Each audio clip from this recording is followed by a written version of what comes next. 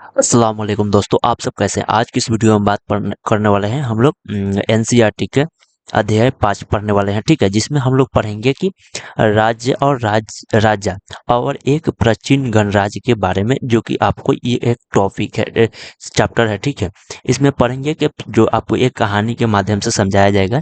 जैसे चुनाव का दिन से यहाँ पर जब संकरण उठा तो उसने देखा कि उनके नाना नानी वोट डालने जा रहे थे। मतलब उनके नाना नानी क्या कर रहे हैं, वोट देने जा रहे थे, यानी कि वोट देने जा रहे थे। ठीक है, चुनाव का समय था तो वोट देने जा रहे थे।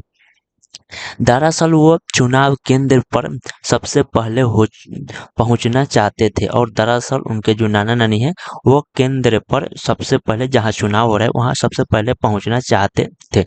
ठीक है, शंकरन ने जानना चाहता था कि आखिर वे इतने उत्साहित क्यों थे। आखिर वो शंकरा जो लड़का है वो जानना चाहता था कि आखिर उनका नाना नानी इतना जो उत्साहित क्यों है, इतना खुशी क्यों है आखिर वोट देने जाने के लिए।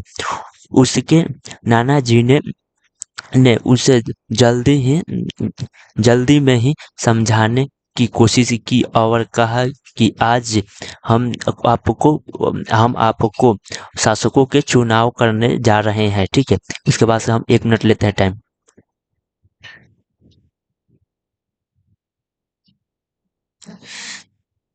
तो ये चीज समझ में आ चुका है। ठीक है, तो अब हम लोग पूरे यहाँ पर अब ये कहानी के छोटा सा कहानी के माध्यम से यहाँ पर समझाया गया है। ठीक है, यहाँ पर देखेंगे कि कुछ लोग शासक कैसे बने, मतलब कुछ लोग जो शासक कैसे बने। यहाँ पर देखिए लगभग 50 वर्ष से हम अपने शासकों का चुनाव मतदान के लिए जरिए करते आ रहे हैं। ठीक है, यानी कि जरिए करते आ रहे हैं, लेकिन बहुत पहले लोग शासन कैसे बनाते थे, बहुत सारे पहले, यानी कि प्राचीन काल की बात कर रहे हैं तो प्राचीन काल में शासन व्यवस्था कैसे था, वहाँ पर चुनाव था या नहीं था, किस तरह वहाँ पर लोग शासन व्यवस्था करते थे, उसके बारे में भी जानकारी दिया जाएगा। करीब 300 साल पहले कुछ लोग बड़े बड़े यज्ञ को आयोजित कर राजा के स्वरूप में प्रतिष्ठा हो गया था। मतलब उस समय क्या होता था कि बड़े बड़े यज्ञ किया जाता था। ठीक है, और यज्ञ कर कर राजा उनसे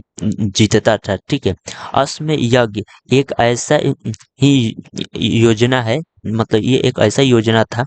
इनमें से एक घोड़े को राजा के लोगों जो राजा के लोग हैं वो घोड़े को क्या करते थे कि देख रेख में स्वतंत्र विचारण, यानी स्वतंत्र विचारण के लिए छोड़ दिए जाते थे, यानी कि उसके को खुला छोड़ दिया जाता था। और उस घोड़े को, और उसे क्या किया जाता था कि इस घोड़े को किसी दूसरे राजा ने अगर रोका तो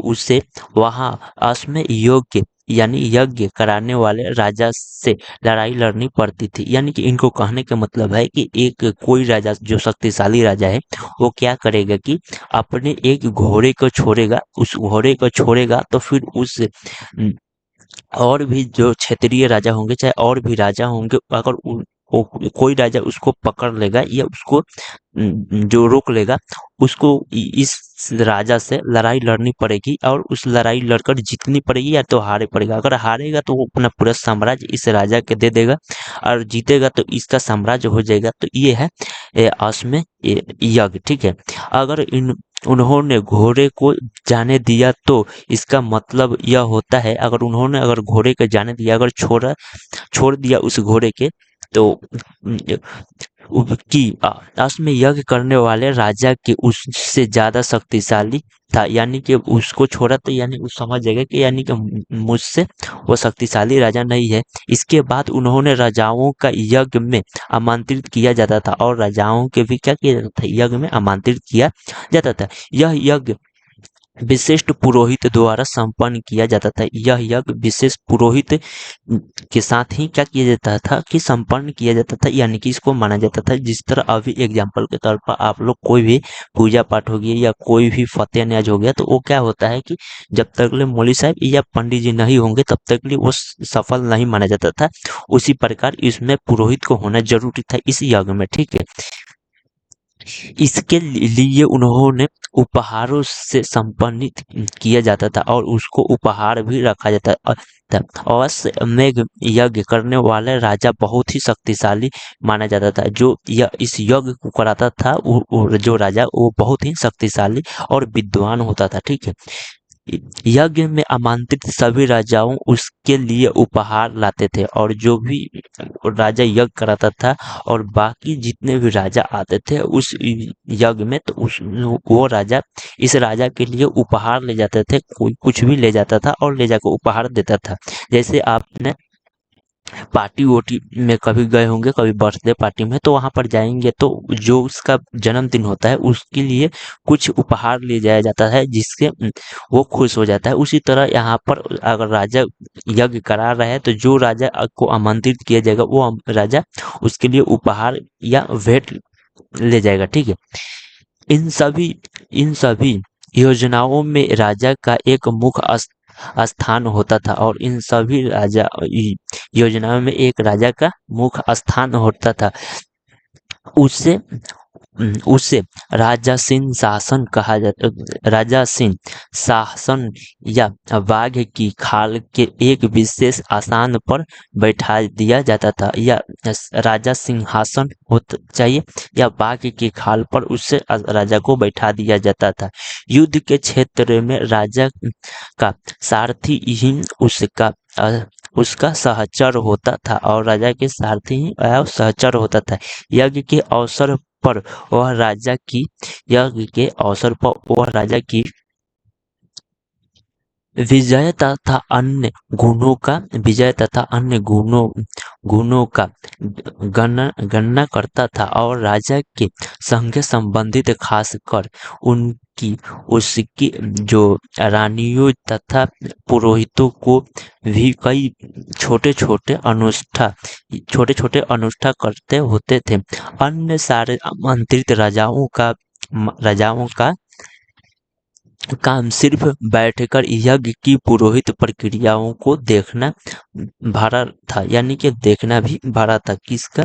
तो आमंत्रित राजाओं को सिर्फ। ठीक है, यहाँ पर देखिएगा तो राजा के उपहार पुरोहित पवित्र जल से छिड़काव के साथ साथ अन्य कई अनुष्ठान भी करते थे। क्या करते थे कि राजा के जो उपहार है, जो राजा के ऊपर पुरोहित बैठकर और उसको पवित्र जल से क्या करते थे, छिड़काव करते थे। ठीक है, और विश्व अथवा वैसे जैसे सामान्य लोग उपहार लाते थे, जैसे उपहार के लिए जो सामान्य लोग हैं उपहार लाते थे, उन्हें पुरोहित शूद्र मानते थे और उन्हें पुरोहित क्या मानते थे, शूद्र मानते थे। उन्हें कई अनुष्ठानों को शामिल नहीं किया जाता है और उसमें कई अनुष्ठानों को भी शामिल नहीं किया जाता है। एक यहाँ पर क्वेश्चन आपको दिया गया, इस यज्ञ में उपस्थित होने वाले की एक सूची बनाए और इस यज्ञ में जो भी उपस्थित हो रहे हैं उनका एक सूची बनाए और पेशों के आधार पर, मतलब जो उनका पेशा है उसके आधार पर वो क्या कार्य करते हैं उसके आधार पर वहाँ कौन कौन से वर्ग शामिल थे और वहाँ पर कौन कौन से वर्ग शामिल थे, इस आधार पर आप एक सूची बनाए। ठीक है, यहाँ पर देखिएगा तो ये वर्ग मतलब कितने भागों में बांटा गया है। उस समय सामाजिक वर्ग थे। उस समय 4 सामाजिक वर्ग थे, एक ब्राह्मण, एक क्षत्रिय, एक वैश्य और एक शूद्र। ये जो सबसे नंबर 1 पर ब्राह्मण, 2 नंबर पर क्षत्रिय, 3 नंबर पर वैश्य और 4 नंबर पर शूद्र। यानी कि ब्राह्मण केवल पूजा पाठ या ज्ञान की बात ही कर सकता है। क्षत्रिय केवल आपको जो सुरक्षा प्रदान कर सकता है, लड़ाई लड़ सकता है, युद्ध कर सकता है, युद्ध के मैदान में राजनीति कूटनीति भी कर सकता है। पर जो ब्राह्मण जैसे हैं तो वो क्या कर सकते हैं, केवल वो ज्ञान दे सकते हैं, यानी कि अध्ययन कर सकते हैं, वो पढ़ा सकते हैं, पूजा पाठ करा सकते हैं। ठीक है, वो यही काम कर सकते हैं, इसके अलावा वो कुछ नहीं कर सकते। वही क्षत्रिय है तो युद्ध कर सकते हैं, लड़ाई लड़ सकते हैं, आपको सुरक्षा दे सकते हैं, राजा को सुरक्षा करेंगे, पर वो जाकर पूजा पाठ नहीं करा सकते हैं, बशर्ते इनको केवल वर्ग के आधार पर बांट दिया गया है, डिवीजन के कर दिया गया है, ठीक है। तो यहाँ पर और वैसे हैं जो वैसे ये केवल व्यापारी कर सकते हैं, केवल कामकाज या व्यापारिक कृषि उसी खेती उती कर सकते हैं। ये शूद्र हैं जो शूद्र सबसे निचले और सबसे दबे कुचले ये हैं, जो कि आप लोग देखे होंगे जिन्हें क्षुद्र के अभी आप लोग बहुत सारा सुने होंगे, चमार हो गए, दुसाध हो गए, इन लोगों को शूद्र यानी कि ये सबसे निचले और तबके के लोग रहते थे, ठीक है। ब्राह्मणों का काम वेदों का अध्ययन या अध्यापक और यज्ञ कराना था, यानी कि देखिए यहाँ पर हम जो बोले हैं वही है, ठीक है। अध्ययन कराना या अध्यापक कराना या वेदों का, ठीक है, तो और यज्ञ कराना इनका ब्राह्मणों का काम है। इनके लिए उन्होंने उपहार मिलता था और इनके लिए उनको क्या मिलता था, उपहार मिलता था। वहीं क्षत्रिय जो थे, क्षत्रियों का काम केवल युद्ध करना, यानी कि केवल ये युद्ध ही कर सकते हैं और लोगों की रक्षा करना था, यानी कि वो लोगों को रक्षा करने की ही नहीं आता है, ठीक है। और युद्ध करना या तो लोगों की रक्षा करना, वैसे के काम खेती पशुपालन व्यापारी और तथा ये सब यहाँ तक तो ठीक है, यानी कि खेती कर सकते हैं, इसमें कोई गलत चीज़ नहीं, क्योंकि आज भी बहुत आधुनिक मॉडल में भी देखिएगा तो आज भी किसान बहुत सारे लोग हैं, ठीक है। तो यहाँ पर किसान या पशुपालन कर सकते हैं। अब एक तो प्रकार की ये बिजनेस भी हो चुका है अभी के डेट में, तो पशुपालन यहाँ पर तक ठीक है, व्यापारी करना ये कोई गलत नहीं है, व्यापारी कर सकते हैं। पर शूद्र का काम अन्य तीनों वर्ग से सेवा करना था, यानी कि इन तीनों वर्गों का शूद्र काम क्या करना था, सेवा करना था। तो यहाँ पर आपको वर्ग के जो डिवीजन किया गया है यहाँ पर मालूम चल गया, यही एक चित्र दिया गया है। चित्र में धूसर पतरा है, ठीक है। इस तरह के जो पत्रों का ज्यादातर थैलियाँ या कटोरियाँ ही मिलती है, यानी कि इस प्रकार के थैलियाँ ही कटोरा मिलते हैं। यह पत्र बहुत ही पतली और सतह के सुंदर और चिप चिकने हैं, ठीक है। ये चिकने शायद इसका प्रयोग खास मौके पर या महत्वपूर्ण लोगों को भोजन परोसने के लिए ही किया जाता है, ठीक है। तो यहाँ पर इस जो कटोरी है इसको खास लोगों के लिए ही रखा गया होगा, ठीक है। यहाँ अब हम लोग समझते हैं जनपद क्या है, ठीक है। एक सेकंड पानी पी लेते हैं।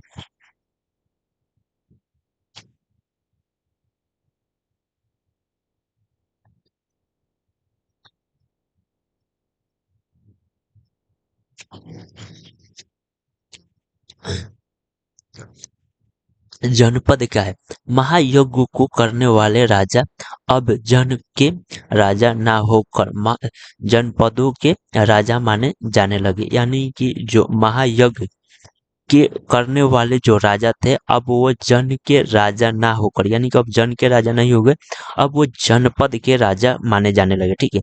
जनपद का जो शब्द लिख है यानी कि अर्थ है जन के, यानी कि बसने की जगह होता है, उसे जन कहा जाता है। और कुछ महत्वपूर्ण जनपद यानी कि मानचित्र में यहाँ 4 में देखिएगा, पृष्ठ 45 में दिखाया गया है आपको, ठीक है।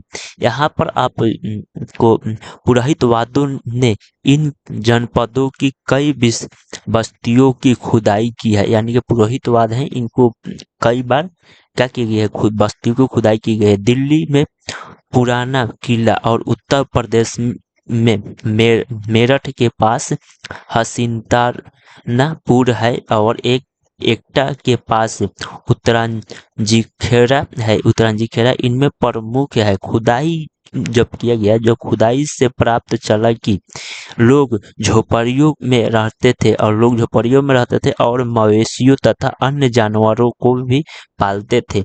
वे चावल गेहूं और धान जौ दालों गन्ना तिल और सरसों जैसी फसलों उगाते थे, ठीक है। यहाँ पर देखिए क्या इस सूची में तुमने किसी ऐसे फल का नाम मिला है जिसे का उल्लेख अध्ययन 3 में नहीं था, यानी कि आपको ये सूची में कोई ऐसा नाम मिला जो अध्ययन 3 में नहीं था। अब आप अध्ययन 3 में जाकर वहां देखेंगे तो अब यहाँ से कनेक्ट कर पाएंगे, क्योंकि हर चैप्टर एक दूसरे से कनेक्ट है, ठीक है। लोग मिट्टी के बर्तन भी बनाते थे और लोग मिट्टी के बर्तन भी बनाते थे। इनमें से कुछ घुसर और कुछ लाल रंग के होते थे, यानी कि कुछ घुसर या कुछ लाल रंग के होते थे। इन पुरास्थलों में कुछ विशेष प्रकार के बर्तन मिलते थे और इनमें से कुछ विशेष प्रकार के बर्तन भी मिलते थे, जिन्हें चित्रात या घुड़सर पत्र के रूप में भी जाना जाता है। जिन्हें चित्रात या घुड़सर पत्र के रूप में जाना जाता है, जैसे कि इनमें से इनके नाम से ही स्पष्ट है, जैसे कि इनके नाम से ही स्पष्ट है। इन बर्तनों पर चित्रकारी की गई है और इन बर्तनों पर क्या की गई है, चित्रकारी की गई है। ये आम तौर पर सरल रेखाओं तथा ज्यामितियों की आकृति के रूप में माना जाता है, ज्यामितियों की आकृति के रूप में माना जाता है। महाजनपद, अब देखेंगे जनपद, उसके बाद से महाजनपद। महाजनपद करीब 2500 साल पहले, यानी कि सिंधु सभ्यता के समय की बात चल रहा है, ठीक है। कुछ जनपद अधिक महत्वपूर्ण हो गए हैं और कुछ जनपद अधिक महत्वपूर्ण हो गए हैं। इन्होंने महाजनपद कहा जाने लगा और इन्हें महाजनपद कहा जाने लगा। मानचित्र 4 में कुछ महाजनपदों को दिखाया गया है और मानचित्र में कुछ महाजनपदों को दिखाया। अधिकतर महाजनपद की एक राजधानी होती थी और अधिकतर महाजनपद की एक राजधानी होती थी, जैसे मगध की राजधानी हो गया, वज्जी के वैशाली हो गया, ठीक है। ये सब एक महाजनपद की राजधानी हो गई, ठीक है। जैसे मगध की कई बार पाटलिपुत्रा, राजगिरी, ये सब राजधानी बनी करती थी। तो कई राजधानियों में किलाबंदी भी की गई थी और कई राजधानियों में किलाबंदी भी की गई थी। अतः इनके चारों ओर लकड़ी के ईंट तथा पत्थर की ऊंची दीवार बनाई गई थी और इनके चारों ओर क्या बनते, लकड़ी के ईंट और पत्थर भी बनाई गई थी, ठीक है। यहाँ पर आप देख सकते हैं, यहाँ पर पढ़ सकते हैं, ठीक है। उसके बाद से यहाँ पर हम लोग देखेंगे, ऐसा लगता है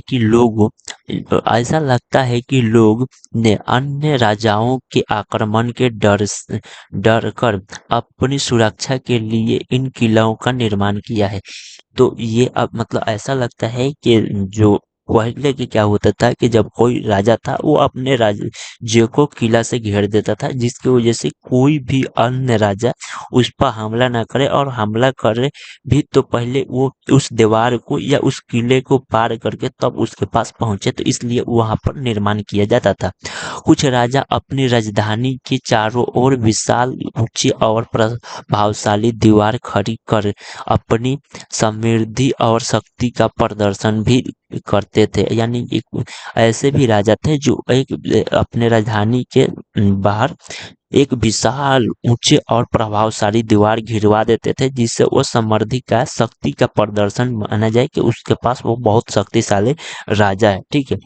इस तरह के इस तरह के किले के अंदर रहने वाले लोगों और उस क्षेत्र पर नियंत्रण रखना भी सरल हो जाता होगा, ठीक है। और इस तरह का सरल हो जाता होगा। इस तरह की इस तरह की विशाल दीवार बनाने के लिए व्यापक योजना की आवश्यकता थी और लाखों की संख्या में ईंटों तथा पत्थरों का भी इंतजाम करना पड़ता था, और ईंटों तथा पत्थरों का भी क्या किया जाता था, इंतजाम किया जाता था। हजारों स्त्री तथा बच्चों ने इसके लिए अथक परिश्रम किया होगा और इसके लिए संसाधनों की आवश्यकता पड़ती होगी, और इसके लिए भी संसाधन पड़ती होगी। ये है, देखिए, ये विशाल दीवार का निर्माण किया गया है, ठीक है। यहाँ पर चित्र में दिखाया गया है। कौशाम्बी किले की यह चित्र आधुनिक उत्तर प्रदेश में, और यह आधुनिक उत्तर प्रदेश के इलाहाबाद के पास मिली ईंट की दीवार और अवशेष है। इसके भाग्य का निर्माण संभवतः 2500 साल पहले हुई थी, और इसका निर्माण कब तक हुई थी, 2500 वर्ष पहले हुई थी, ठीक है। यहाँ पर देखेंगे अब राजा की सेना रखने लगते हैं, और अब राजा क्या करने लगते हैं, सेना रखने लगते हैं, सिपाहियों की नियुक्ति वेतन देकर, और पूरे पूरे साल रखा जाता था। कुछ भुगतान संभवतः आहत सिक्कों और पृष्ठ 77 पर चित्र देखो के रूप में होते थे। इन सिक्कों के बारे में कुछ अध्ययन 8 में आप पढ़ेगा, और इन सिक्कों के बारे में कुछ आप अध्ययन 8 में भी आपको पढ़ने को मिलेगा। यहाँ पर देखेंगे तो महाजनपदों के राजा ऋग्वेद में उल्लेखित राजाओं से किसी प्रकार के विभिन्न थे। इन पर दो अंतर बताएं, और इन पर दो अंतर बताएं। ठीक है, अब हम लोग देखेंगे कर के बारे में कि उस समय के कर क्या चीज पर लगता था, कोई और कौन कौन इस कर को देते थे, किन पर कर लगता था और किन पर कर नहीं दिया जाता था। ठीक है, तो यह इसके हम बातें अभी देखेंगे। ठीक है,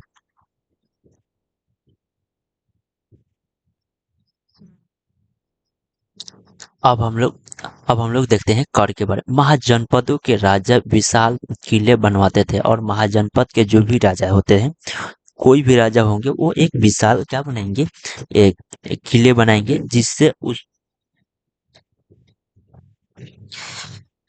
जिसे उस पर कोई और विदेशी जो भी राजा होंगे, चाहे बाहरी कोई भी राजा, उन पर आक्रमण ना कर पाए। ठीक है, और बड़ी सेना रखते होंगे, और बहुत विशाल सेना रखते होंगे। ऑब्वियसली अगर राजा जब तक ले सेना नहीं रखेगा या विशाल किला नहीं बनवाएगा, तब तक ले वो अपने आप को जब सुरक्षा नहीं कर पाएगा, तो फिर जनता को सेवा या जनता की सुरक्षा में कैसे रखेगा। जैसे एग्जाम्पल के तौर पर, अगर आज के जो प्रधानमंत्री कोई भी प्रधानमंत्री होंगे, अगर वो खुद की हिफाजत नहीं कर पाएंगे, तो वो जनता की क्या खाक हिफाजत कर पाएंगे। तो इसलिए उनको उस प्रकार के एक अलग से उनको ट्रीटमेंट दिया जाता है, जिसके वो सुरक्षा रह पाए, या उन पर कोई अदर इंसान या कोई भी विरोधी पार्टी या कोई भी विदेशी या देसी कोई भी उन पर अटैक ना कर पाए, जिसकी वजह से उनको उतना हाई प्रोफाइल सुरक्षा दिया जाता है। तो ये हर राजा के लिए है कि अगर जब तक राजा अगर मारा जाएगा, तो फिर समझिए कि उस पर दूसरे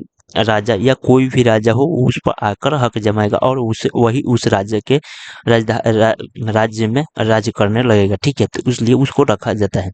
इसलिए उन्हें प्रचुर संसाधनों का आवश्यकता होता है, और इसीलिए उनको इतना संसाधनों की आवश्यकता होता है, और ये उनके लिए जरूरी भी है। ये संसाधन जब उनके पास नहीं रहेगा, तो वो फिर अब कैसे वो जनता के भलाई कर सकते हैं। तो इस चीज को आप देखें, इसके लिए उन्होंने कर्मचारियों को भी आवश्यकता होती होगी, और इसके लिए उनको कर्मचारियों की भी आवश्यकता होती होगी कि कोई भी संसाधन हो या कोई भी काम में अगर आप बड़े स्तर पर काम करना चाहते हैं, तो फिर उसमें कर्मचारियों का योगदान रहेगा, क्योंकि आप अकेला एक इंसान इतने कार्य को नहीं कर पाएगा ना। तो इसीलिए वो जरूरी है कि कर्मचारी रहेंगे, नौकर रहेंगे, मजदूर रहेंगे, तभी वो कर सकते हैं। जब तक ले आप नौकर रखेंगे, मजदूरी रखेंगे, तो फिर उनका भी एक प्रकार के बिजनेस हो जाएगा, और उनको भी पेट पालना होता है। तो उसके लिए आप एक काम हो जाएगा, और आप भी थोड़ा आपको टाइम मिल जाएगा। ठीक है, अतः महाजनपदों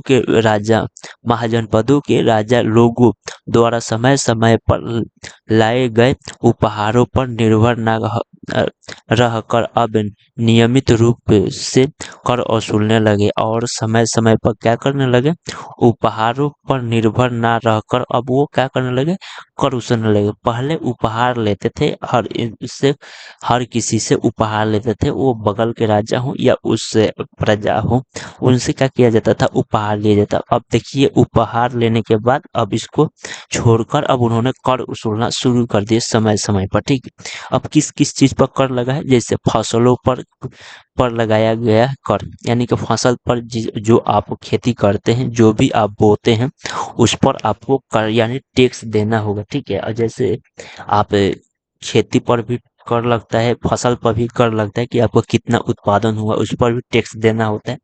आपका कितना जमीन है, उस पर भी कर देना होता है। ठीक है, तो यहाँ पर अब उस हिसाब से कर लगने लगा।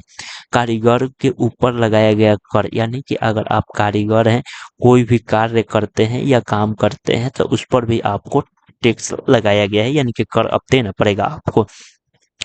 पशुपालकों का जानवर या उसके उत्पादन के रूप में कर देना पड़ता है। यानी कि आप पशुपालन करते हैं जानवरों का, तो आप पशुपालन है उसका भी, अगर उससे जैसे दूध हो गया, दही बना रहे हैं, उसको प्रोवाइड कर रहे हैं यानी कि बेच रहे हैं आप उसको भी व्यापार के रूप में, तो उसका में कुछ कर आपको देना पड़ेगा राजा को, ठीक है। तो यहाँ पर ये हो गया व्यापारियों को सामान्य पर भी देना होगा टैक्स, और व्यापारी हैं उन पर भी टैक्स लगेगा कि उनका अगर कोई चीज सामान जैसे इस जगह से दूसरी जगह ट्रांसप्लांट के हिसाब से, यानी कि एक जगह से दूसरी जगह पर जा रहा है तो वहां पर भी टूल टैक्स या कर लगता है, तो उनको उस प्रकार से भी कर देना पड़ेगा। अखेटकों तथा संग्राहकों को जंगल से प्राप्त वस्तुओं, जो वस्तु होंगे उन पर भी उनको कर देना होगा। जो भी मतलब जैसे अखेटक होंगे मतलब शिकारी हो गए, या संग्राहक यानी कि जो अनाज को इकट्ठा किए और उसको जंगल से, चाहे वो जंगल से प्राप्त हो, तो उनको भी ऑफकोर्सली कर देना पड़ेगा, ठीक है। तो यहाँ पर उसके बाद से यहाँ पर अखेटक तथा खाद्य संग्राहक राज्यों को क्या देता होगा, यानी कि इस पर एक आपको टिप्पणी लिखना होगा कि आप जैसे अखेटक हो गया वो तथा खाद्य संग्राहक राज्यों का वो क्या देता होगा, ठीक है।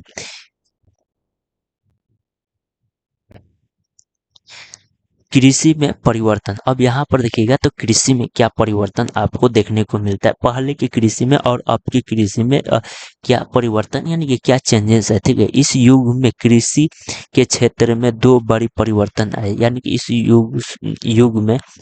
युग में कृषि के क्षेत्र में दो परिवर्तन है। हाल के फल अब लोहे के बनते हैं, और हल के जो फल हैं वो लोहे के बनते हैं, ठीक है। अब कठोर जमीन को भी क्या बोला जाता है, लकड़ी के फल की तुलना में लोहे के फल से आसानी से जोते जा सकते हैं। यानी कि जो भी कठोर जमीन है उसको लकड़ी के जो फल था उससे नहीं जुता पाता था, तो वो अब तो क्या किया जाता है, उसके तुलना में लोहे के फल बनाकर और उसे आसानी से जोता जा सकता है। तो दो चेंजिंग यहाँ पर दिखाई दे दी है। इससे फसलों की उपजाऊ बढ़ जाती है, और इससे क्या होता है कि फसलों की उपजाऊ बढ़ जाती है जब आप हल से अच्छे से जुताई हो जाता है खेत के, तो उसमें नौमी हो जाती है, और नौमी अगर ज्यादा होने लगती है तो उसमें उत्पादन ज्यादा होने लगता है।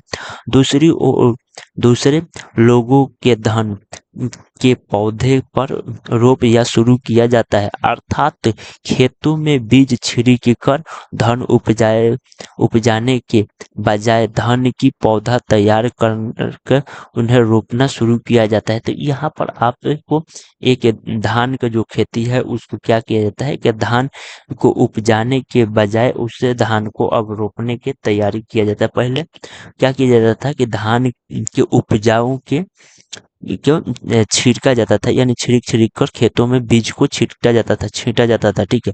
अब धान को खेत को क्या किया जाता है, बीजों को रोपा जाता है। तो एक चीज यहाँ पर चेंजिंग आपको देखने को मिल गया। अब पहले की तुलना में अब बहुत ही ज्यादा पौधा जीवित रह जाते हैं, पहले की तुलना में अब के पौधे बहुत ही जीवित रह जाते थे, इसलिए पैदावार भी ज्यादा होने लगे, और इसलिए पैदावार भी ज्यादा होने लगे, क्योंकि पहले के लोग पेड़ पौधे पर भी निर्भर रहते थे। अब भी है पर उतना नहीं है, अब हम लोग सीमित है, पहले ज्यादा असीमित थे अब सीमित हो गए हैं, ठीक है। क्या तुम बता सकते हो, ये क्वेश्चन है, क्या तुम बता सकते हो कि राजा इस परिवर्तनों को प्रोत्साहन क्यों नहीं देता है, क्या राजा इस प्रोत्साहन को क्यों नहीं लेता है, ठीक है। तो इस चीज को यहाँ पर सूक्ष्म निरीक्षण, यहाँ पर मगध, अब यहाँ पर हम लोग कुछ मगध के बारे में देखेंगे। जनपद महाजनपद हो गया, तो अब मगध के बारे में, फिर वज्जी और संघ, ये तीन चीज को देखेंगे, ठीक है। तो मगध एक बहुत बड़ा साम्राज्य रहा है जिसमें बहुत बड़े बड़े जो कि राजाओं ने इस मगध पर राज किया है।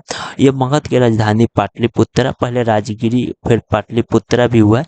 राजगिरी पाटलिपुत्र जैसे शासक आए हैं उस प्रकार से इसका राजधानी चेंजिंग देखने को मिला है। है, ठीक है। ये आपको पटना में स्थित है, वर्तमान पटना में है, जो कि गंगा और सोन नदी के तट पर बसाया गया है। इस शहर को जो पटना शहर है, ठीक है, ये पहले जो पटना था इसको पाटलिपुत्रा के नाम से जाना जाता है। उससे पहले मगध, उसके बाद से पाटलिपुत्रा शहर बसाया गया और उसके बाद से पाटलिपुत्रा का नाम चेंज कर कर अब आपको एक पटना नाम दिया गया है, ठीक है। तो ये एक कहानी छोटा सा मैंने बता दिया है, ठीक है। अब हम लोग मगध देखते हैं।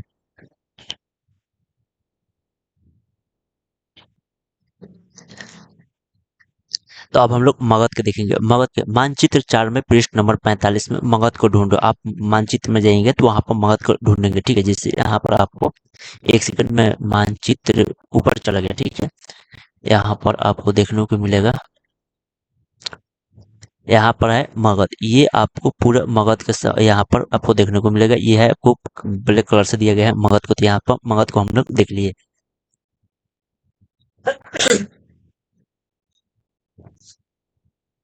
हम लोग ढूंढ लिए। लगभग 200 सालों के भीतर मगध का सबसे महत्वपूर्ण जनपद जो बना गया है वो गंगा और सोन, जिससे नदी पर मगध के होकर बहती है। और ये आपको उस पहले ही बता चुके हैं कि जो गंगा और सोन नदी है उसके बीच में यहाँ पर मगध को बसाया गया है और मगध के विस्तार किया गया था, ठीक है।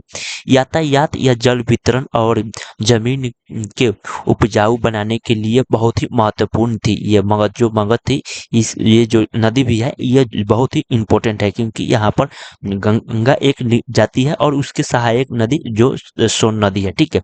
मगध का एक हिस्सा जंगलों से भरा था। और पहले के बात बोला जा रहा है कि मगध के एक हिस्सा था जो जंगलों से भरा था। इन जंगलों में रहने वाले हाथियों को पकड़ना कर और उन्हें प्रशिक्षित कर सेना में भी काम में लाया जाता था। और जो भी यहाँ पर जंगल एक हिस्सा में, जब बताया जा रहा है कि जंगल एक हिस्सा में था, तो वहाँ पर बहुत सारे जानवर भी होंगे, ठीक है। ये नहीं है कि वहाँ पर जानवर नहीं होंगे, वहाँ पर जानवर बहुत सारे होंगे। और उनको पकड़ पकड़ के, हाथियों को पकड़ पकड़ के, और वो प्रशिक्षण देकर, यानी कि उनको शिक्षा देकर और उन्हें सेना में काम कराया गया और उससे काम लिया गया था। यही नहीं, जंगलों से घर, घड़ियाल या तथा रथ बनाने के लिए भी लकड़ी भी मिलती थी। और जंगल से भी यहाँ पर घर के लिए या गाड़िए के लिए, सॉरी गाड़िया हो गया, घड़ियाल नहीं, सॉरी गाड़िया, और यहाँ से और रथ बनाने के लिए लकड़िया का उपयोग किया जाता था। इसके अलावा इस क्षेत्र में लोहा और अयस्क की खदानों है, और इसके लिए भी लोहा और अयस्क के खदानों भी है। मजबूत औजार और पत्थर जो हथियार बनाने के लिए भी बहुत सी उपयोगी किया गया था, ठीक है। तो यहाँ पर ये जो चीज़ जरूरी होता है वो चीज़ यहाँ पर मिलेगी, क्योंकि जंगल है तो आपको लकड़ियाँ मिल जाएगी। जो पहाड़ी क्षेत्र भी है, जैसे गया हो गया, मधुबनी हो गया, ये सब आप आइएगा झारखंड साइड में, तो इधर थोड़ा बहुत पहाड़ी आपको देखने को मिल जाएगा। तो आपको यहाँ पर जो हथियार का औजार बनाने की चीज भी, पत्थर हो गया, ये सब अयस्क हो गया, ये सब आपको लोहा मिल जाएगा। इसके अलावा और से चीज भी मिल जाएगा। तो यहाँ पर वो चीज इनको यहाँ पर जो मगध साम्राज्य है इसमें पूरी किया जाता था, ठीक है। यहाँ पर देखेंगे तो मगध में दो बहुत ही शक्तिशाली शासक, बिंबिसार और अजातशत्रु, या अजातशत्रु इस तरह भी लिखा जा सकता है या इस तरह भी हुए करते थे। यानी कि यहाँ पर बहुत सारे भी थे, जैसे मगध में मगध साम्राज्य में बिंबिसार था, अजातशत्रु था, और भी अन्य अन्य शासक थे जो बहुत शक्तिशाली शासक थे, ठीक है। और महाजनपद बहुत, जो सॉरी मगध है वो बहुत बड़ा शासक वहां पर राज्य किए हुए हैं, ठीक है। तो यहाँ पर देखिएगा तो अन्य जनपदों को जीतने के लिए यह हर संभव और साधन को अपनाते थे। और अन्य जो उनके अगल बगल के जितने भी महाजनपद जनपद है उन सबको अपनाने के लिए या वो अपने राज्य में या मगध में मिलाने के लिए बहुत सारे संसाधनों का उपयोग किए थे। महापद्मानंद, जो एक महापद्मानंद एक और महत्वपूर्ण शासक थे, और एक महापद्मानंद और एक महत्वपूर्ण शासक, इनके बारे में विस्तार से पढ़ने के लिए आपको 11th या 12th की एनसीईआरटी पढ़ना पड़ेगा। ये अभी 6 क्लास की एनसीईआरटी है। उन्होंने अपने नियंत्रण का एक क्षेत्र ही उस उपमहाद्वीप के उत्तर पश्चिम भागों में तक फैला लिया था और उपमहाद्वीप के उत्तर पश्चिम में ये फैला लिए थे।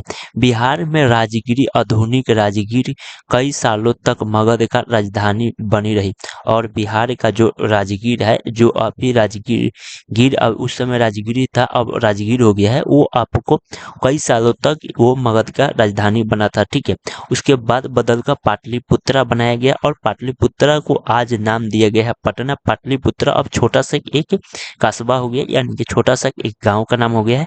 और अब ये पूरा जो पाटलिपुत्रा है उसको अब पटना, ये जो बिहार के राजधानी भी कहा जाता है, तो बिहार पटना को राजधानी भी बनाया गया है। ठीक है, 2300 साल पहले की बात है, जब 2300 साल पहले की बात है कि मेडी मेसिडोनिया मेसिडोनियस का राजा सिकंदर मैसिडोनियस के राजा सिकंदर ने भी जब विश्व विजेता करना चाहता था, तो पूरी तरह से यहाँ सफल ना हो पाया और यहाँ पर सफल ना हो पाया। ठीक है, वह मिस्र और पश्चिम एशिया के कुछ राज्यों को जीता और मिस्र के कुछ और पश्चिम एशिया के कुछ राज्यों के जीतते हुए भारत के उपमहाद्वीप में ब्यास नदी के किनारे तक पहुंच गया था और सिकंदर ब्यास नदी के पास पहुंच गया था कि अब हमको मगध पर क्या करना है, वार करना है और मगध को मिलाना है, मगध को जीतना है। इस लालच में उधर से आया था और वार करने के लिए जब जब उसने मगध की ओर कूची करना चाहा, जब वो मगध की ओर कूची करना चाहा तो उसके सिपाहियों ने इनकार कर दिया और उसके सिपाहियों ने इनकार कर दिया। वे इस बात से भयभीत थे कि भारत के शासकों के पास पैदल रथ और हाथियों की बहुत बड़ी सेना थी और भारत के पास जो मगध था उसके पास हाथी, रथ, पैदल सेना बहुत ही मजबूत थी और मगध सच में बहुत ही बड़ा विशाल साम्राज्य रहा है और वहाँ पर बहुत ही योग्यता बल शासक रहे हैं। ठीक है, जो यहाँ पर थे। यहाँ पर देखिएगा तो इन सेनाओं के ऋग्वेद का उल्लिखित सेनाओं के बीच में तुम्हें क्या अंतर दिखाई देता है और सेनाओं के बीच में तुम्हें क्या अंतर दिखाई देना पड़ता है। ठीक है, ख नंबर में अब हम लोग देखते हैं वज्जी उतना बड़ा नहीं था पर फिर भी आपको उत्तर बिहार के उत्तर में आपको देखने को मिलेगा। ठीक है, वज्जी साम्राज्य, जिसे आज वज्जी को वैशाली कहते हैं। ठीक है, जैसे कि तुमने ऊपर पढ़ा कि मगध एक शक्तिशाली राज्य बन गया था, उसके नजदीकी ही वज्जी राजा था, यानी कि उसके नजदीक में ही एक वज्जी राज्य था जिसका राजधानी वैशाली बिहार के ही था, यानी कि ये भी बिहार ही में है। ठीक है, जो अभी वर्तमान में वज्जी को वैशाली कहते हैं।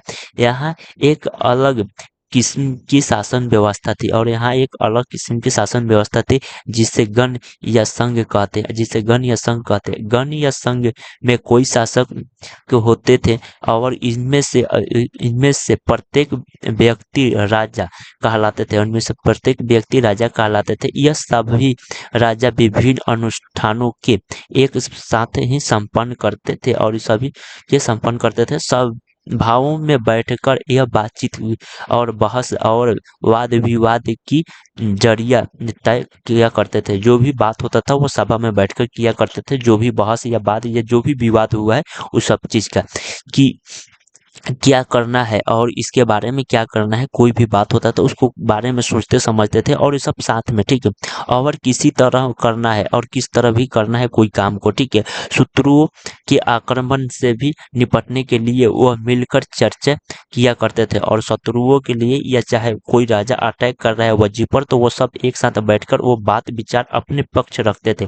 स्त्रियां, दास तथा मक्कार इन सभाओं के हिस्सा नहीं लेते थे और इनमें स्त्रियां थी, जो दास थे, जो गुलाम है वो, और कम्मरकार जो है वो भी इस बहस में या चाहे इस सभा में शामिल नहीं होते थे। ठीक है, तो ये चीज यहाँ पर बोला गया है। अब हम लोग देखेंगे वज्जी। वज्जी का संघ का यह वर्णन दीर्घ निकाय से भी लिया गया है, और दीर्घ निकाय एक प्रसिद्ध बौद्ध ग्रंथ है, और ये एक प्रसिद्ध बौद्ध ग्रंथ है जिसमें बुद्ध के कई वैशाखाओं दिए गए हैं, और बुद्ध के कई वैशाखाओं दिए गए हैं। इनमें से करीब 2300 साल पहले लिखा गया था, और इनमें से करीब 2300 साल पहले लिखा गया था।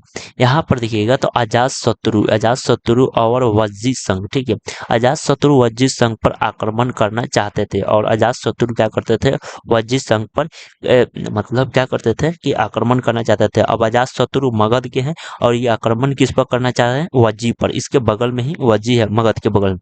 उन्होंने अपने मंत्री व वैसार को बुद्ध के पास सलाह के लिए भेजे, और ये अपने मंत्री वायसराय को बुद्ध के पास भेजे कि क्या मैं वज्जी पर हमला कर सकता हूँ या नहीं, युद्ध करने के लिए।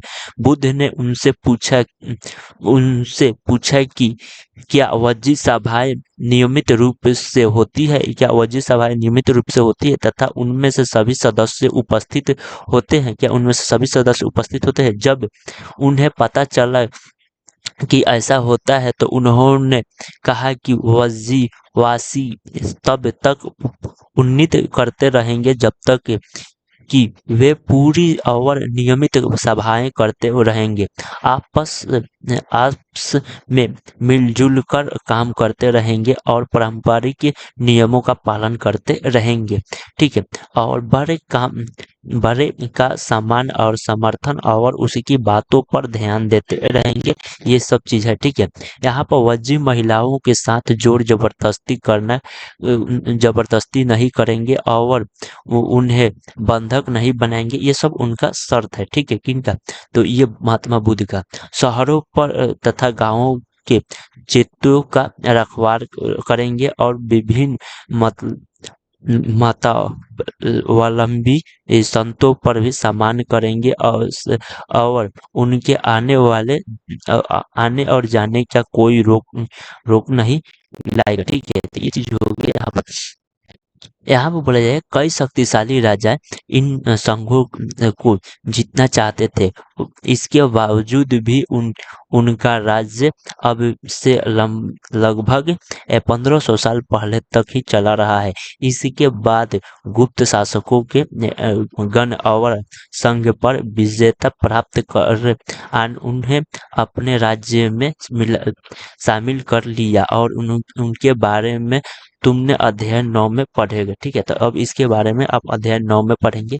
ये आपका जो चैप्टर है ये अब आपका समाप्त हो गया, ठीक है। अब अध्ययन 5 आपका समाप्त हो गया। अब अध्ययन 6 में महात्मा बुद्ध के और जैन धर्म के बारे में हम लोग पढ़ना है, ठीक है।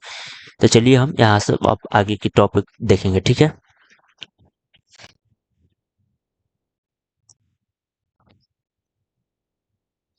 अस्सलाम वालेकुम दोस्तों, आप सब कैसे। आज की इस वीडियो में हम बात करने वाले हैं, हम लोग एनसीईआरटी के बुक कवर करेंगे, जो कि आपका 1 2 3 तक कंप्लीट कर दिए, 4 5 तक भी कंप्लीट हो चुका है, ठीक है। अब अध्याय हम लोग 6 पढ़ेंगे, जिसमें आपको नए प्रश्न और नए विचारों के बारे में हम लोग को पढ़ना है, ठीक है।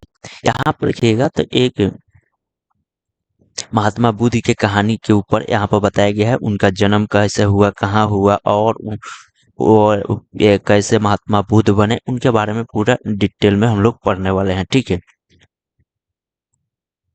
यहाँ पर देखिएगा तो बौद्ध धर्म के संस्थापक सिद्धार्थ थे, यानी कि महात्मा बुद्ध के ही नाम सिद्धार्थ है, ठीक है। तो यहाँ पर उनका नाम दिया गया है सिद्धार्थ, उनका बचपन का नाम है, तो सिद्धार्थ थे, जिन्होंने गौतम के नाम से भी जाने जाते हैं, और इनको गौतम के भी नाम से भी जाना जाता है, ठीक है।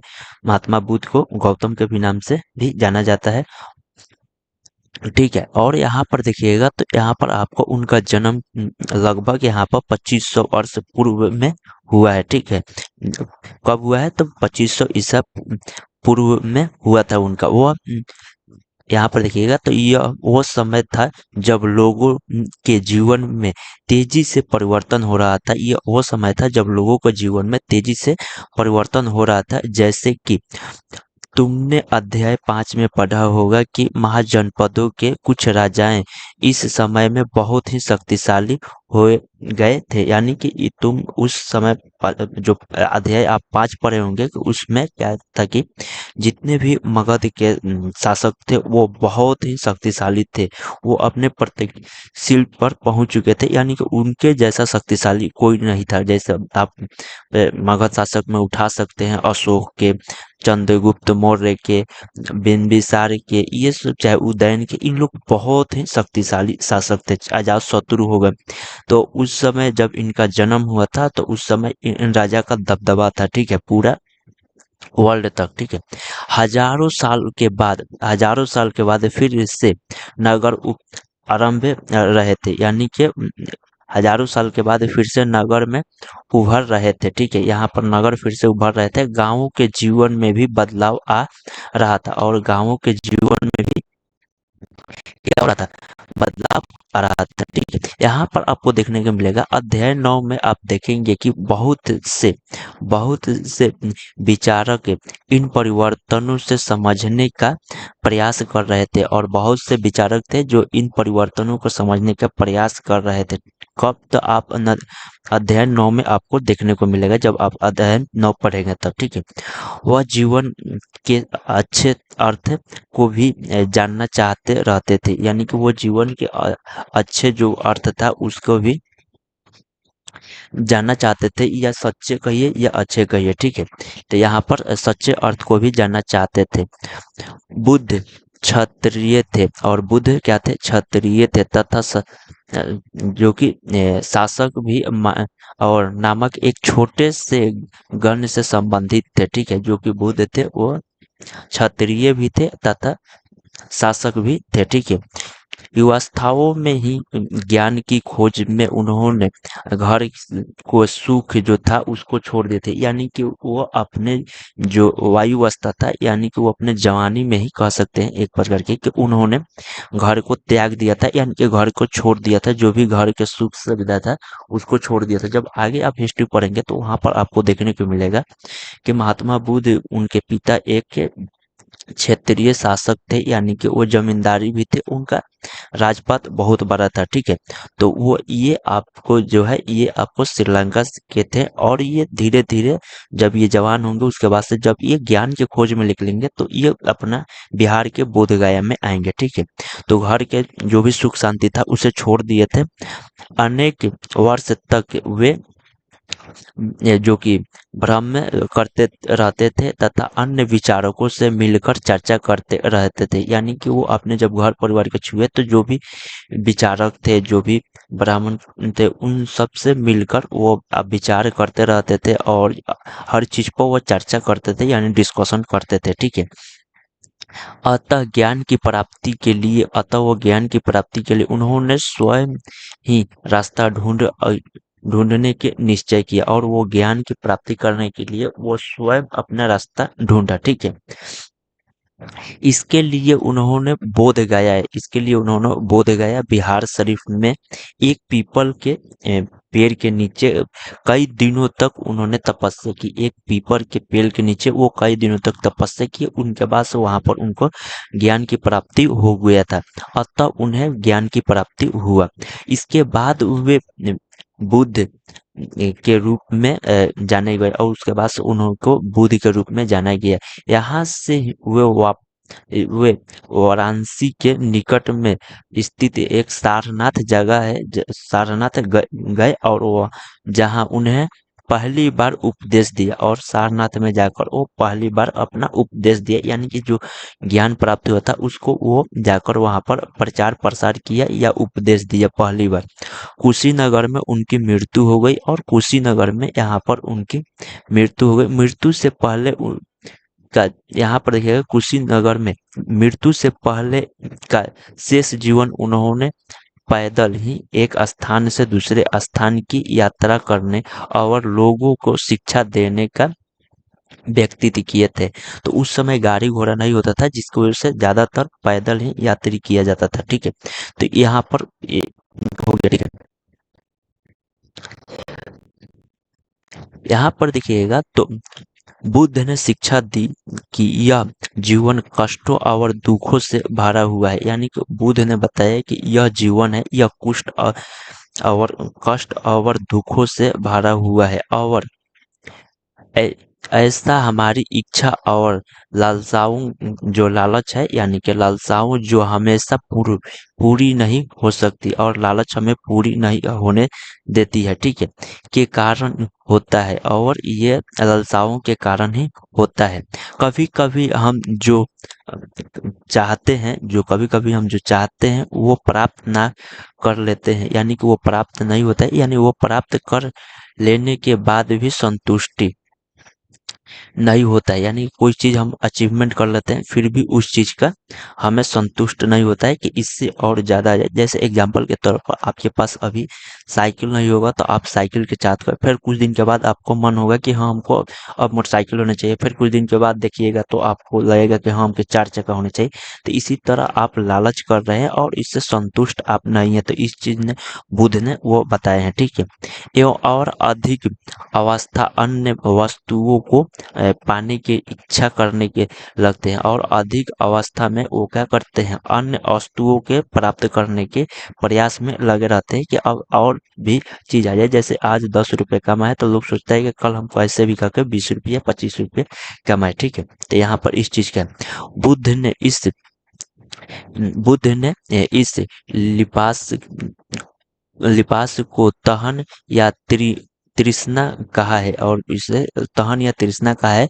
बुद्ध ने शिक्षा दी है बुद्ध ने शिक्षा दी कि आत्म सामान्य और अपनाकर हम ऐसे ही लालसा से मुक्त हो पाए, यानी कि बुद्ध ने इस चीज को शिक्षा दी कि इस चीज को हम त्याग कर और इस लालच को हटाकर और अपने मुक्त पाए, ठीक है, इस चीज से, ठीक है।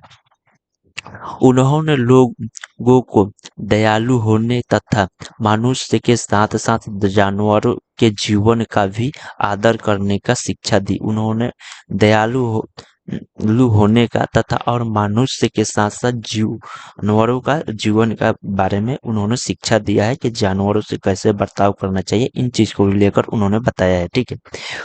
वे मानते थे कि हमारे कर्म के परिमाण चाहे वे अच्छे हो या बुरे, हमारे वर्तमान जीवन के साथ साथ बाद के जीवन भी प्रभावित करते हैं, ठीक है, और हमारे जीवन के बाद में जो जीवन है वो भी प्रभावित करे। बुद्ध ने अपनी शिक्षा सामान्य लोगों की प्राकृतिक भाषाओं में दी है, और बुद्ध ने अपना जो शिक्षा दिया है वो प्राकृतिक भाषा में दिया है। इससे सामान्य लोग भी उन्हें संदेश को साझा समझ सके, और इससे सामान्य लोग भी उस शब्द को समझ सके जो वो उनका विचार है, वो विचार प्रकृत भाषा में दे रहे हैं, ठीक है। जैसे हम लोग कोई हिंदी भाषा बोलता है, कोई इंग्लिश भाषा बोलता है, पर जिसको जो चीज समझ में आता है उस भाषा में समझाने की कोशिश करता है, ठीक है। वैसे ही पहले प्रकृत भाषा बहुत ही आसान भाषा था जिससे महात्मा बुद्ध ने चॉइस किया, और उसी भाषा में वो अपना उपदेश या वो अपने जो भी बात समझाने चाहते थे वो समझाते थे, ठीक है।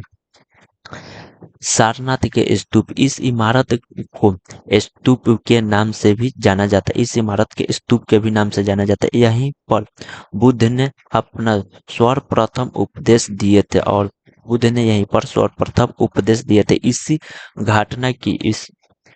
घटना के स्मृति में यहाँ स्तूप का निर्माण किया गया है, और अध्याय 10 में तुम इन स्तूपों के बारे में भी और अधिक पढ़ोगे, और अध्याय 10 में आपको और विस्तार से इस स्तूप के बारे में पढ़ने को मौका मिलेगा, ठीक है। यह आपका स्तूप यहाँ पर देख सकते हैं कितना बड़ा है।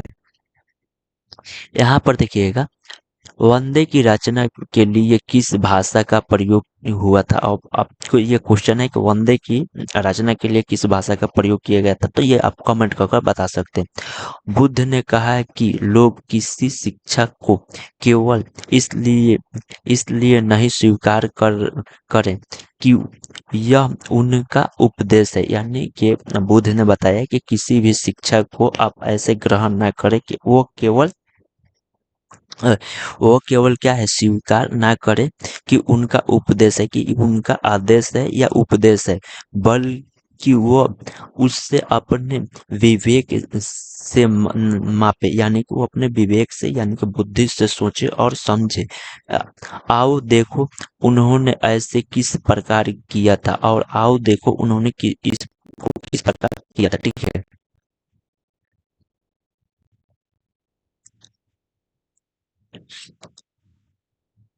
हाँ, किस्सा गोमती की कहानी है ये। यह बुद्ध के विशेष में एक एक एक प्रसिद्ध कहानी है।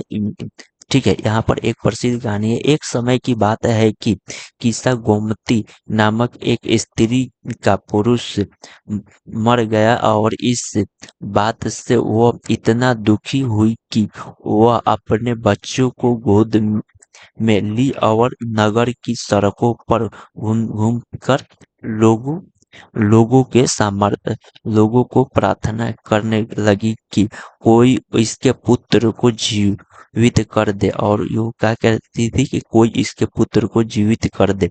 एक भाला व्यक्ति उसने बुद्ध के पास ले गया, और एक भाला व्यक्ति उसने क्या किया कि महात्मा बुद्ध के पास ले गया। बुद्ध ने कहा, मुझे एक मिट्टी और सरसों के बीज लाकर दो। और बुद्ध ने कहा कि एक मुझे मिट्टी और सरसों के बीज लाकर दो, मैं तुम्हारे पुत्र को जीवित कर दूंगा, और मैं तुम्हारे पुत्र को जीवित कर दूंगा। किस्सा गोमती ने बहुत बहुत ही प्रसन्न हुई, पर जैसे ही वो जो बीज लाने के लिए जाने लगती है, तब भी बुद्ध ने उसे रोका और कहा, यह बीज एक एक ऐसे घर से मांग कर लाओ जहाँ किसी की मृत्यु ना हुई हो, और जहाँ किसी के भी मृत्यु ना हुई हो। यहाँ पर बोला गया है कि किस जो गोमती है, किस्सा गोमती एक दरवाजे से दूसरे दरवाजे गई, लेकिन वह जहाँ भी गई उसने पाया कि हर घर में किसी ना किसी की पति या माता या भाई या बहन या पति या पत्नी, बच्चा, चाचा चाची, दादा दादी की मृत्यु हुई थी। तो बुद्ध ने दुखी दुखी माँ को क्या शिक्षा देने का प्रयास किया कि आपको ये चीज बोला कि यहाँ पर बुद्ध ने बताया है कि कोई भी इस दुनिया में है तो कोई जिंदा रहने के लिए नहीं है, एक न एक दिन सबको दुनिया से जाना है। तो ठीक है, तो आप इस चीज से सीखिए कि जब भी आपके कोई भी इंतकाल करते हैं, यानी कोई भी आपसे को मरते हैं आपके घर में, तो आप लोग सब्र कीजिए। ठीक है, क्योंकि यहाँ पर कोई रहने नहीं आ रहा है। ठीक है, तो इस चीज को यहाँ पर अपने बताए हैं। ठीक है, यहाँ पर देखिएगा तो यहाँ पर बताया गया कि भारत में दर्शन की छह पर छह प्रतिशत पांड्य दर्शन है। ठीक है, जैसे यहाँ पर देखिएगा, सदियों से भारत द्वारा सत्य की बौद्धिक खोज की प्रतिनिधित्व दर्शन की छह शाखाओं ने किया है। यह वैशाखी और नए सांख्य योग पूर्ण मीमांस और वेदांत या उत्तर मीमांस मीमांस के नाम से भी जाना जाता है। दर्शन की इन छह पद्धतियों की स्थापित क्रम के ऋषि कंद और गौतम, कनिल, कपिल, पतंजलि, जैमिनी और यहाँ पर व्यास द्वारा की गई मानी जाती है कि जो भी आज भी देश के बौद्धिक चर्चा को दिशा देते हैं, वो जर्मन मूल के ब्रिटिश या भारतीय विदाक फ्रेडरिक और मैक्स मूलर के अनुसार दर्शन इन छह शाखाओं का विकास की पीढ़ियों के दौरान व्यक्तिगत विचारों के योगदान से हुआ है। यानी कि ये जो जर्मन है इनके अनुसार ये बांटा गया है। ठीक है, यद्यपि यह एक दूसरे से विभिन्न दिखते, और यद्यपि ये एक दूसरे से क्या दिखते हैं, विभिन्न दिखते हैं, तत् तथापि सत्य की इनकी समझ से आधारभूत तामल तालमेल दिखाई देता है, और सत्य को आधार से तालमेल दिखाई देता है। यहाँ पर उपनिषद उपनिषद इस समय बहुत से दूसरे अन्य चिंता भी दार्शनिक प्रश्नों का उत्तर ढूंढने का प्रयास कर रहे कर रहे थे। उन उनमें से कुछ मृत्यु के बाद के जीवन के बारे में जानने चाहते थे, जबकि उनने यज्ञों की उपयोगिता के बारे में भी जानने की उत्सुक थे।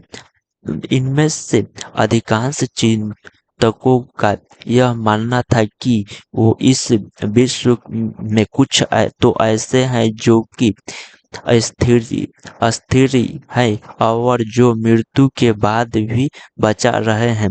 उन्होंने उनका वर्ण आत्मा तथा ब्राह्मण अथवा स्वभाव आत्माएं के रूप में भी किए हैं। वे मानते थे कि आत्मा तथा ब्राह्मण एक ही है। ऐसे कई भी विचारकों और संकलन उपनिषदों में हुआ है कि उपनिषद उत्तर वैदिक ग्रंथों का हिस्सा था, पर उपनिषद का शब्द का अर्थ है गुरु के समीप बैठना, और इस ग्रंथों का अध्यापकों और विद्यार्थियों के बीच में बातचीत का संकलन किया गया है। प्रयास यह विचार सामान्य वार्तालाप के रूप में प्रस्तुत किया गया है। ठीक है, तो यहाँ पर आपको समझ में आ चुका होगा।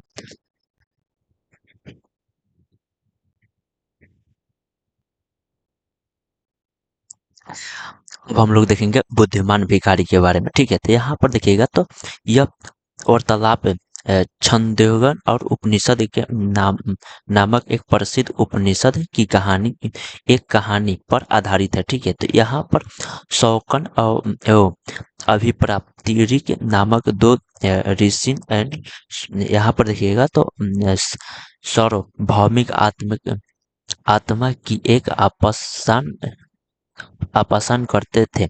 एक बार जो ही वे भोजन करने के लिए बैठे और एक भिखारी आया और भोजन मांगने लगा। ठीक है, शौकन ने कहा कि हम तुम्हें कुछ नहीं दे सकते हैं। भिखारी ने पूछा कि विद्याजन आप किसी आप आपासन यानी कि आपासन करते हैं? तो अभी प्रातिरण ने उत्तर दिया कि सार्वभौमिक आत्मा की। ओह, अब इसका मतलब आप यह जान सकते हैं कि यह सार्वभौमिक आत्मा संपूर्ण विश्वास में विद्यमान है। ऋषियों ने कहा कि हाँ हाँ, हम यह जानते हैं। भिखारी ने पूछा कि अगर यह सार्वभौमिक आत्मा संपूर्ण विश्वास का विद्यमान है तो यह मेरे अंदर भी विद्यमान है। मैं कौन हूँ? मैं इस विश्व का एक भाग ही तो हूँ। तुम सत्य बोलते हो। और युवा ब्राह्मण ने इसलिए यह ऋषियों तुमने भोजन न देकर आप उस सार्वभौमिक आत्मा को भोजन देने से मना कर रहे हो। भिखारी की बात की सच्चाई जानकर ऋषियों ने उसे भोजन दे दिया और भिखारी ने भोजन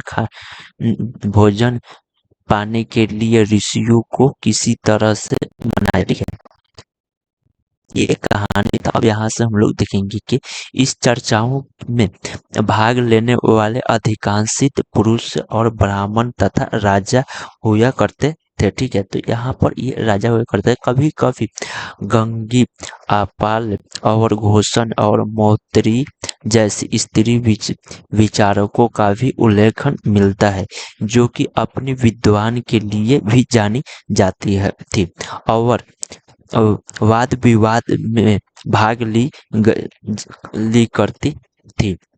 निर्धन व्यक्तियों के इस तरह के वाद विवाद में बहुत कम ही हिस्सा लेते थे। इसी तरह एक प्रसिद्ध अपवाद सत्यकाम जवाल का है, जो कि सत्यकाम जवाब का एक नाम उसकी दासी माँ के नाम पर पड़ा है। सत्यकाम के मन में सत्य जानने की तीव्रता जिज्ञासा और उत्पन्न हुई थी।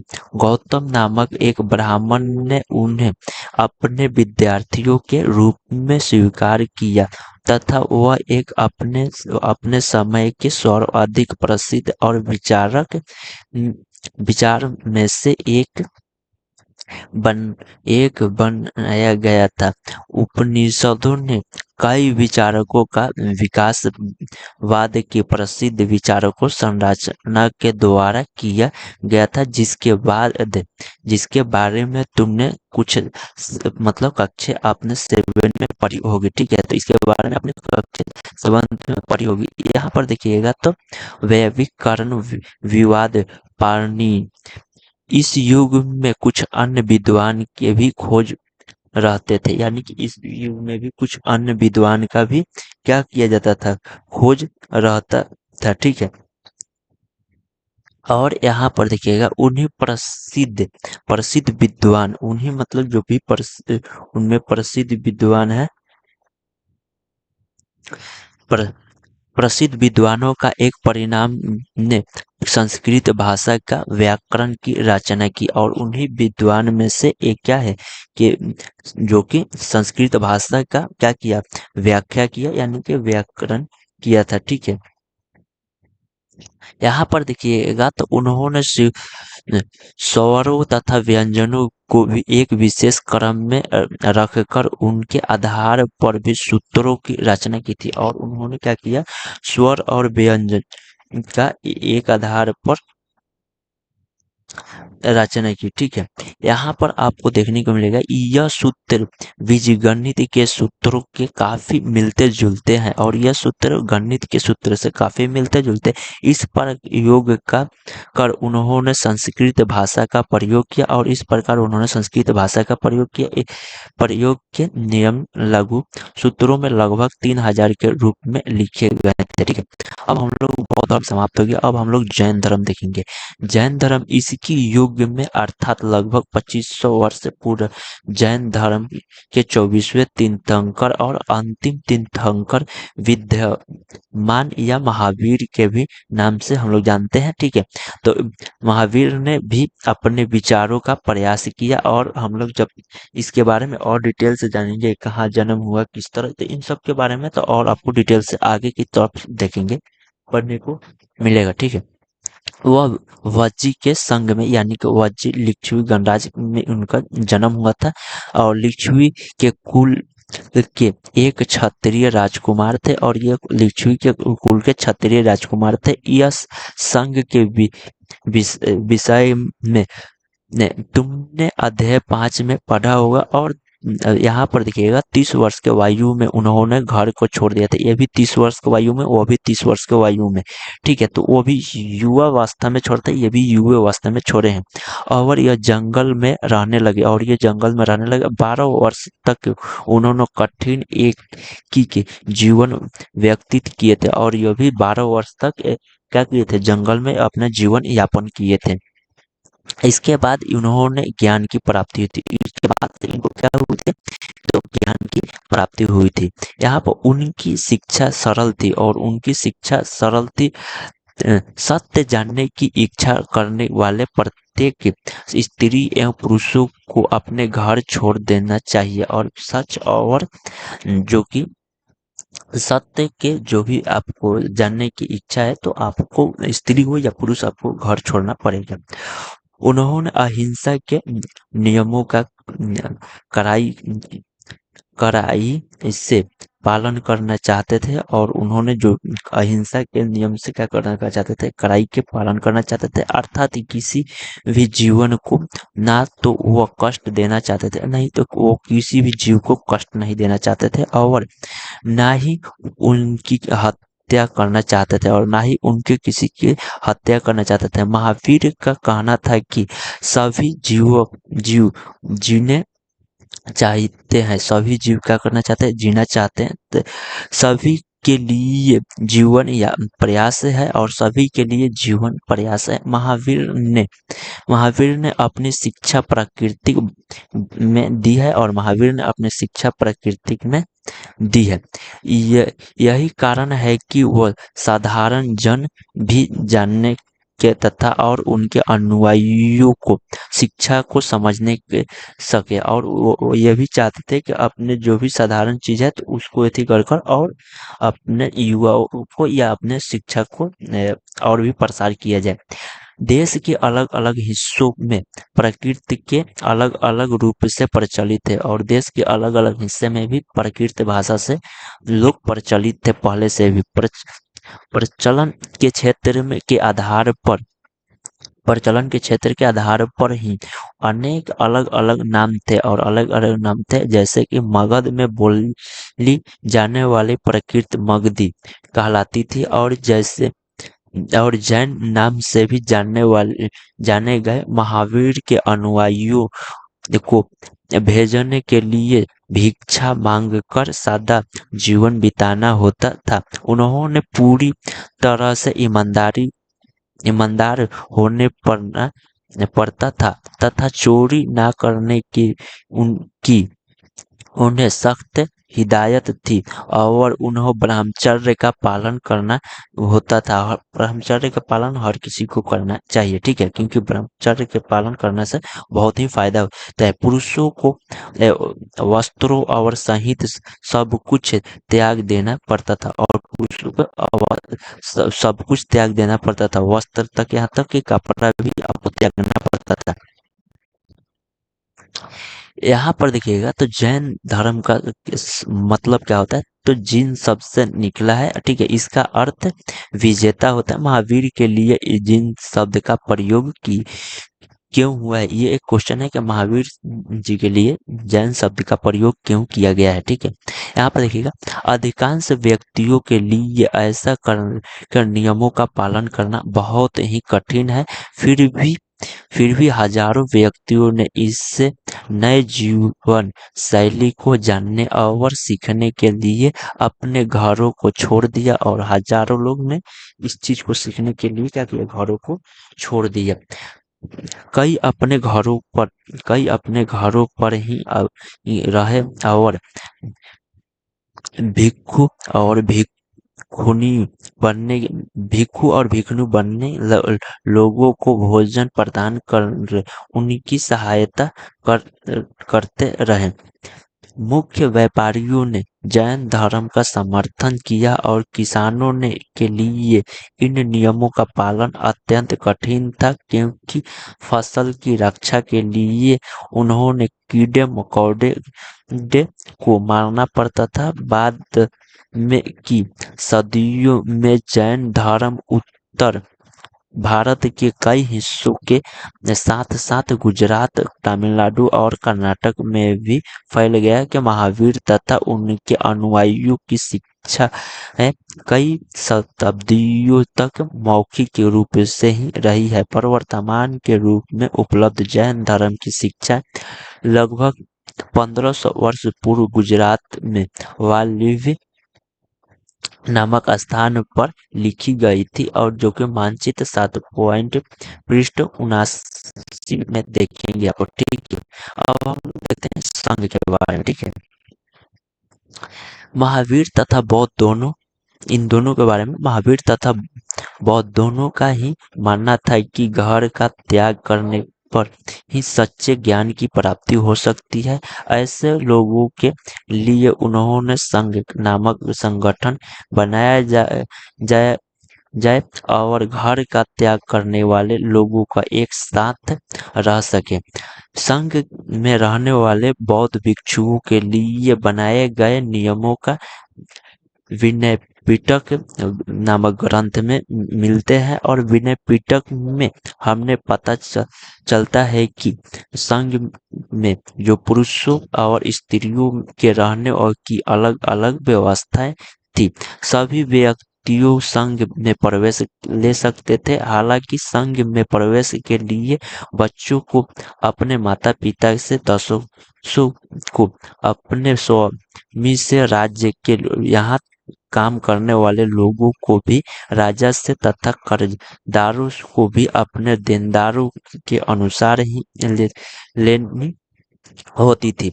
ये एक स्त्री को भी इसके लिए अपने पति के अनुसार देनी होती थी। ठीक है, यहाँ पर ये संघ के बारे में बताया गया है। संघ में प्रवेश लेने वाले स्त्री पुरुष बहुत ही सादा जीवन जीते थे और संघ में जो भी स्त्री पुरुष है वो बहुत ही सादा जीवन जीते थे। वो अपना अधिकांश समय ध्यान करने में बिताते थे और अधिकांश समय वो ध्यान करने में बिताते थे। दिन के एक निश्चित समय में वो शहरों तथा गांवों में जाकर भिक्षा मांगते थे और वो जो दिन के समय में शहरों या गांव में जाकर भिक्षा मांगते थे। यही कारण है कि उन्होंने भिक्षुक तथा भिक्षुकी भी कहा गया है और साधु के लिए प्रकृत शब्द में भिक्षु कहा गया है और वे आम लोगों को शिक्षा देते थे और वो आम लोग क्या करते थे, शिक्षा देते थे।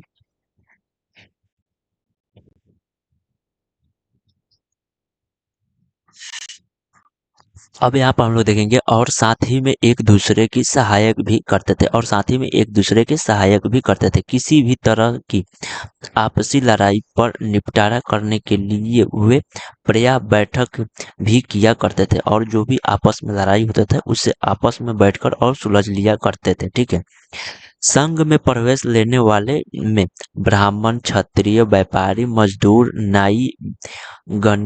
नाई, गणिकी और तथा दास भी शामिल थे। इनमें से कई लोग ने बुद्ध की शिक्षाओं के विषय में लिखा था कि कुछ लोग ने संघ में अपने जीवन के विषय में सुंदर और कविताओं की रचना भी की है। ठीक है, तो ये आपको संघ में इतने लोग भी शामिल थे। पिछले अध्याय में वर्णित संघ और इस अध्याय में वर्णित संघ के बीच में दो विभिन्न बातों बताओ क्या इनमें से समानताएं दिखी है। ठीक है, तो उसके बाद अब हम लोग बिहार देखेंगे। बिहार और बिहार में अंतर है। ठीक है, ये बिहार प्राचीन काल से चला आ रहा है और बिहार जो अभी यूज हो रहा है वर्ड, ये आपको तुर्की मुसलमानों ने दिया है। ठीक है, जैन तथा बौद्ध भिक्षु पूरे साल एक स्थान से दूसरे स्थान घूमते हुए उपदेश दिया करते थे।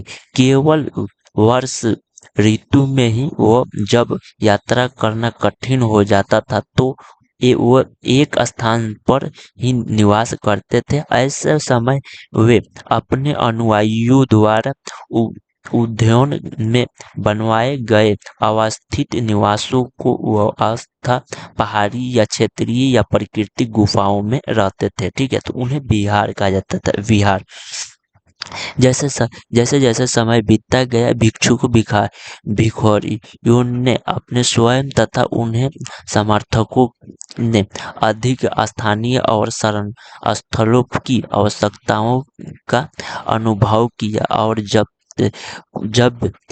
यहाँ पर देखिएगा तब कई शरण स्थल बनाए गए जिनमें से विहार भी कहा गया है और आरंभ में विहार यह देखिए यहाँ पर इसको रहने की व्यवस्था पहाड़ियों को काटकर बनाई गई एक गुफा को और यह कलाकार वर्तमान महाराष्ट्र में स्थित यह गुफा है। भिक्षुक भिक्षुकनियों इन शरण लेने स्थानों में रहकर अध्ययन किया करते थे। ठीक है, यहाँ पर एक बौद्ध ग्रंथ से ज्ञात होते हैं। जिसी तरह महासागरों में मिलने पर नदियाँ की अलग अलग पहचान प्राप्त हो जाती है, ठीक वैसे ही तरह बुद्ध के अनुयायी जब भिक्षुकों की श्रेणी में प्रवेश करते हैं तो वे अपना स्वर्ण क्षेत्रीय और परिवार परिवार परिवार सब परिवार सब त्याग देते हैं। ठीक है। लकड़ी लकड़ी के बनाए गए तथा बाद में निर्मित बा, बाद में इसके निर्माण में ईंटे का प्रयोग होने लगा। पश्चिमी भारत में विशेषकर कुछ विहार पहाड़ियों को खोद कर बनाया गया था। इसी प्राय किसी धनी व्यापारी राज्य अथवा भूस्वामी द्वारा दान देने गई थी और भूमि पर विहार का निर्माण होता था। स्थानीय व्यक्ति भिक्षुक भिखारियों के लिए भेजना वस्त्र तथा दवाइयों लेकर आते थे, जिसके बदले यह भिखारी और भिक्षुकनी लोगों को शिक्षा देते थे। आगे आने वाली शताब्दियों में बौद्ध धर्म के उपमहाद्वीपीय के विभिन्न हिस्सों के साथ साथ बाहरी क्षेत्रीय में भी फैल गए।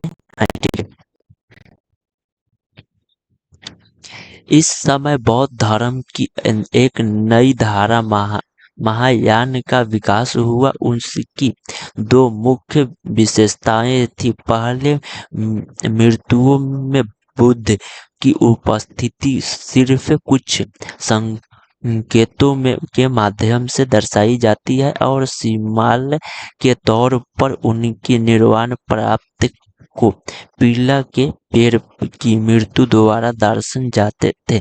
पर अब बुद्ध की प्रतिमा बनाई जाने लगी।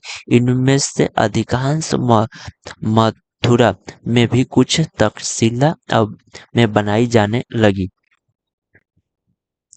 दूसरे परिवर्तन में बौद्ध सत्वों में अवस्थाओं को लेकर आए और बौद्धिस्ट तो उन्हें कहते हैं जो कि ज्ञान प्राप्त के बाद ही एकांतवास करते हुए ध्यान साधना